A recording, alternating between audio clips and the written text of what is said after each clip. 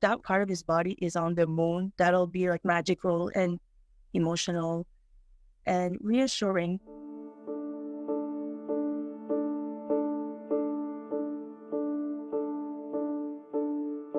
We didn't know what to do with his ashes, and this way, whoever misses him or wanted to celebrate him could just look up to the moon.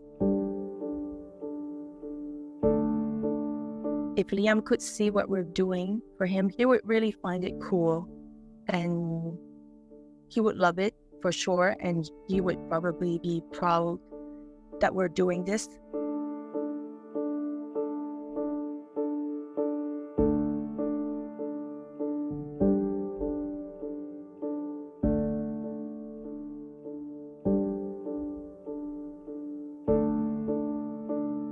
To like just stand there as a family and just like watch Liam be launched to the moon, like that we are able to continue his dreams.